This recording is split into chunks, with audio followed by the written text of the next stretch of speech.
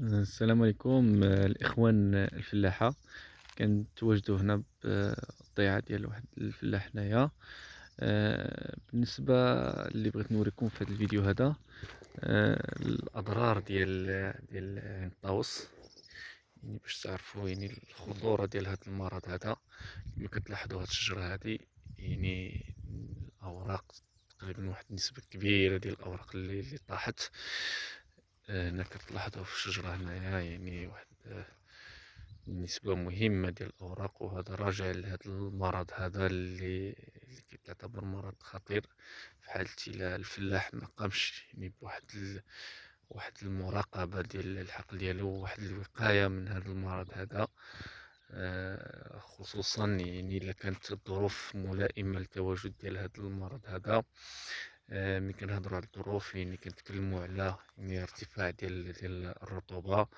هنا غير الفلاحة باش يفهموا، راه ماشي بالضرورة يعني هذا المرض هذا كيتواجد يعني فقط في المناطق اللي كتكون فيها التساقطات المطرية مرتفعة.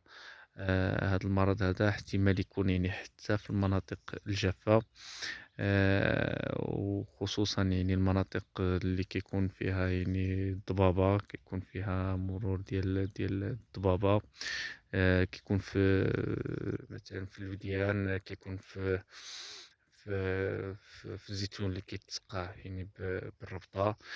يعني في الزيتون اللي كيكون مقارب، هذا كيعطي الظروف ملائمة للتكاثر تواجد ديال هذا المرض. وكما كتلاحظوا هنايا يعني عندنا الشجرة يعني لاحت تقريبا كاع الأوراق ديالها.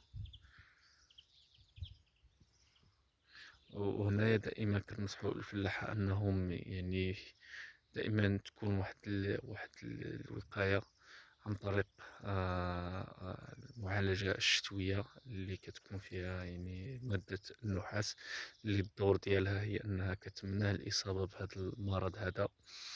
المعالجة الشتوية عندها واحد الدور كبير يعني في هذه الأمراض، مكافحة الأمراض الفطرية والحشرات. وهنا كيجي لها الدور ديالها.